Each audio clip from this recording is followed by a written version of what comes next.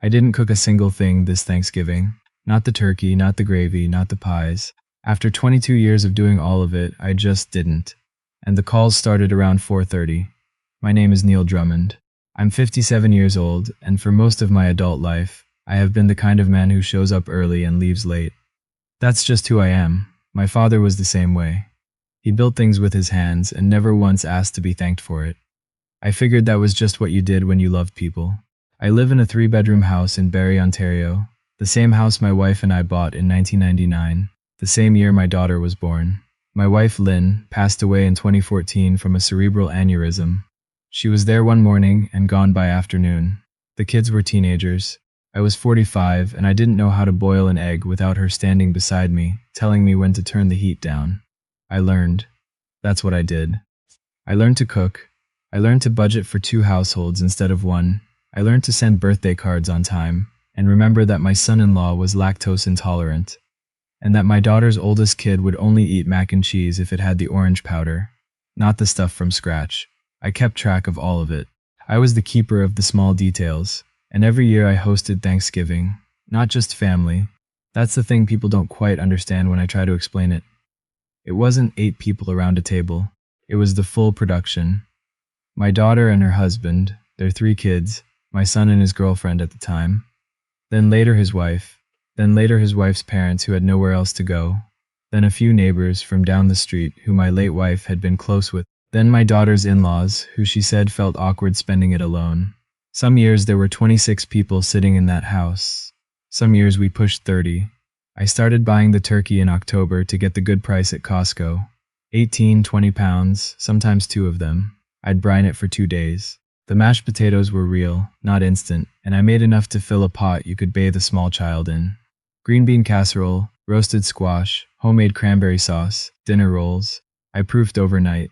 3 pies, pumpkin, apple, and pecan, because my son-in-law's mother said she was allergic to pumpkin. Though I noticed she had no trouble eating it the year I accidentally served it to her without saying what it was. The grocery bill alone was usually somewhere between $600 and $800 by the time everything was counted. That's before the extra folding tables I rented one year when we outgrew the dining room. Before the cases of wine, and the cases of beer, and the apple cider for the kids. Before the flowers I'd put on the table, because Lynn always had flowers on the table at Thanksgiving and I couldn't bring myself to stop. I am not telling you this to make myself sound like a saint. I'm telling you this so you understand the weight of what I was carrying. Because for a long time, I carried it gladly. Cooking that meal every year was the closest I felt to her.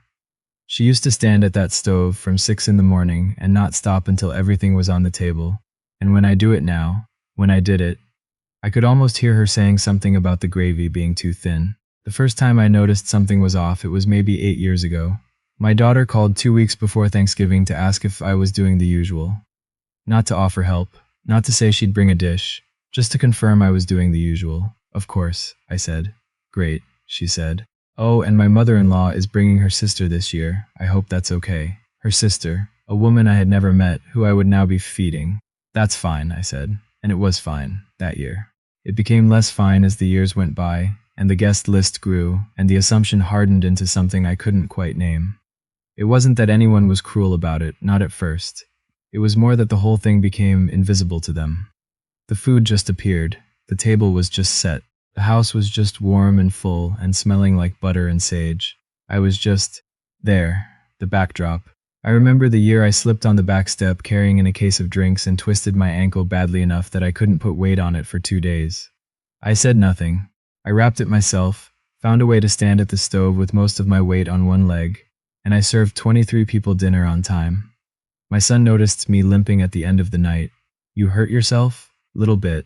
I'm all right. He nodded and went back to watching the game. I'm not saying he was a bad person.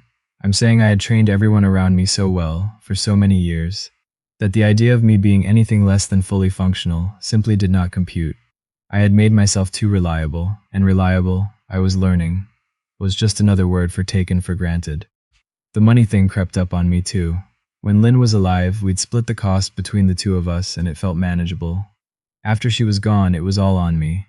I was still working then. I was a project coordinator for a civil engineering firm up until about 4 years ago, so I had a decent enough income. I didn't complain. I adjusted my budget every October and told myself it was worth it. But things changed when I retired. My pension is not bad, I'm not struggling. But there is a real difference between a working income and a fixed one. And anyone who has made that transition knows it changes how you look at every purchase. $600 for groceries is not the same number at 57 as it was at 45. I mentioned this once, gently, to my daughter. We were on the phone in September, maybe 4 years ago now. I said something like, I'm gonna have to scale it back a bit this year, I think.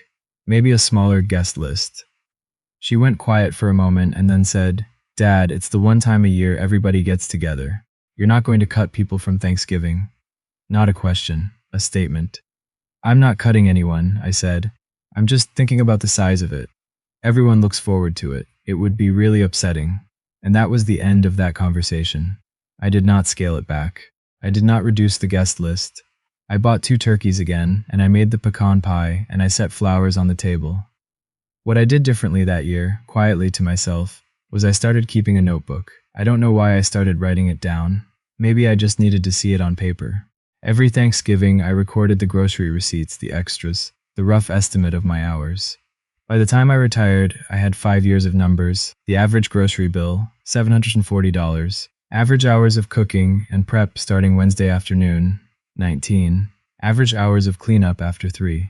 And through those 5 years, the total number of times anyone had offered to bring a dish, a dessert, a case of beer, or contributed money toward the cost, 4. Twice was my son, once was a neighbor who brought a pie, and once was my daughter who handed me a $20 bill on her way out the door and said, For the flowers, Dad, $20. For the flowers. I didn't say anything.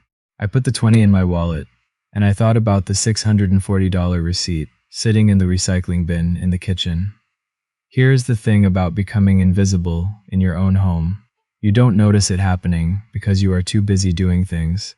There is always another task, another dish to wash, another thing to organize.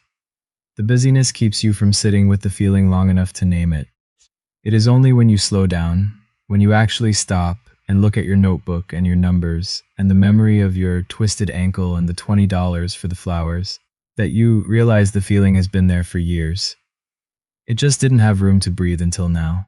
Last summer, about 14 months ago, I had a conversation with my neighbor, a retired school teacher named Clifford who's been on my street since before I moved in. Cliff is 71 and sharp as anyone I've ever met. His wife passed a few years after Lynn did. We sometimes sit on his porch on weekday mornings and drink coffee and talk about things neither of us would say inside. I told him about the notebook, about the numbers, about the pecan pie and the $20 bill. He listened without interrupting, which is rare. When I was done, he said, "What are you going to do about it?" "I don't know," I said. "Yes, you do," he said. I sat with that for a while. What I did next was not dramatic. There was no confrontation, no big speech, no letter I handed to anyone. I simply decided, sometime in late August, that this year I was not going to host Thanksgiving. I was not going to announce it. I was not going to explain it. I was just going to let it not happen and see what occurred. I told Cliff. He approved. I told no one else.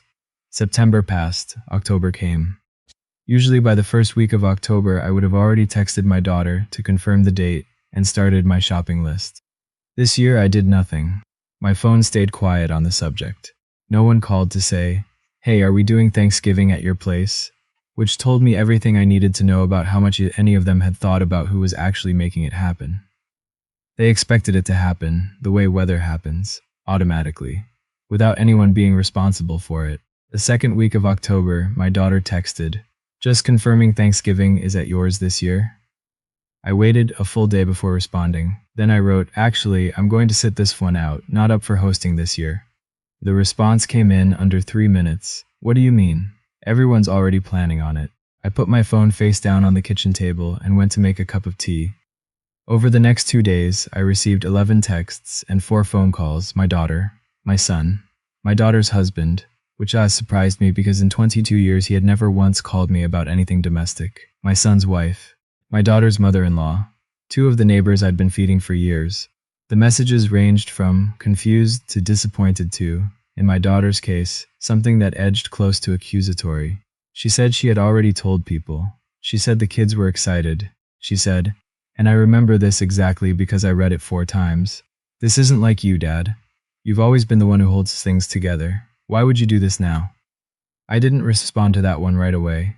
I went for a walk instead, down by Kempenfelt Bay, where I often go when I need to think. It was cold that afternoon, mid-October cold, the kind that comes off the water and gets into your coat. I walked for almost an hour. Here's what I thought about on that walk. I thought about how my daughter's text was not wrong exactly. I had always been the one who held things together. But there is a difference between being the person who holds things together and being the infrastructure everyone walks on without thinking about. Bridges hold things together too. You don't thank a bridge. I thought about Lynn, about how she would feel watching me do this. And honestly, and I say this with love, I think she would understand. She was not a woman who let people take advantage. She would have redirected things years ago. I was the one who kept it going out of grief and habit, and the belief that if I stopped, something important would break. But here's what I understood on that walk by the water. Whatever was going to break had already been broken for a long time. I just hadn't been willing to see it. I called my daughter back when I got home. She answered on the first ring. "Dad, I heard you," I said, "and I understand everyone is disappointed. But I'm not hosting this year. If someone else wants to organize something, I'll come and bring a dish. But I'm not doing the full production this year, but who's going to? That's not something I can answer for you." There was a long pause. "Is this about money?" she said. "Because if it's about money, you could have just said something." I almost laughed. I almost said, "I did say something. 4 years ago. You told me it would be upsetting." Instead I said, "It's not just about money." She didn't push further on that. I think some part of her knew. What happened next was interesting to watch, even from a distance. My daughter sent a group text to the extended family, trying to organize an alternative. The exchange lasted 3 days. My son said he didn't have the space. My daughter's in-laws said they'd thought I was hosting. The neighbors went quiet. My son's wife suggested everyone chip in and book a banquet room at a restaurant, which my daughter dismissed as not the same thing at all. At one point, someone in the thread, I was not included, but my son showed me afterward, said, "Can't your dad just make the turkey and we'll do the rest?" The rest was never specified. In the end, my daughter organized a small dinner at her place. She had her husband pick up a prepared turkey from the grocery store deli. She made instant mashed potatoes. Her mother-in-law brought store-bought rolls. There were 9 people total, and they sat at a table that wasn't quite big enough, and by 4:30, based on the photos she sent me later, everyone looked tired, and the tablecloth had a gravy stain on it that no one had noticed. I spent Thanksgiving at Cliff's house. His daughter had driven up from Toronto with her husband and their 2 teenagers, and Cliff had made a pot of beef stew because, as he put it, nobody actually likes our turkey. We ate in his small kitchen, and his granddaughter told me about the novel she was writing, and I told her I thought that was just about the best thing a 15-year-old could be doing with her time. My daughter called at 4:47. I let it ring through and listened to the voicemail later. She said dinner was fine, but it wasn't the same, and the kids had asked where Grandpa was, and she hoped I was okay, and she was sorry if she'd ever made me feel like the work I did wasn't appreciated. I listened to that message 3 times. She didn't say she was sorry she'd never offered to help. She didn't say she was sorry she'd added guests without asking. She didn't say she was sorry for the $20 bill. But she said sorry if she'd made me feel unappreciated, and for my daughter, I think that is as close as she knows how to get right now. It's a start. My son came by 2 days after Thanksgiving. He stood in my kitchen and looked at the empty stove and said, "I didn't realize how much you did until Mom had to do it without you." I handed him a cup of coffee. "She managed," I said. "She bought a pre-cooked turkey, Dad, from the Sobeys deli." I nodded. "I could have helped more," he said. "All those years, I should have helped more." I looked at him for a long time. He's 31 now. He has his mother's eyes and my stubbornness, though he'd deny both. I thought about all the years I had watched him leave after dinner, without clearing a single plate, and I thought about the fact that he was standing here now saying he should have done differently. "Next year," I said. "Yeah? Next year, I'll host again. But you're buying the turkey." He nodded like that was the most serious agreement he'd ever made. I don't know if everything will be different from here. People are slow to change, and habits that run 22 years deep don't reverse because of one missed Thanksgiving. But something has shifted. A few weeks ago, my daughter called and asked if I wanted her to bring anything for Christmas dinner, not assuming I was hosting, asking if I was hosting, asking what she could bring. That might sound small, it isn't. Cliff says I should have done it a decade ago. He's probably right, but I've been thinking about it differently lately. I'm not sure I could have done it a decade ago. I needed to get here on my own schedule, the same way I needed to learn to cook after Lynn died, the same way I needed to understand that keeping everything running wasn't the same as keeping people together. You can have a perfect turkey and a house full of people and still be eating alone. The day I didn't cook was the day I stopped disappearing.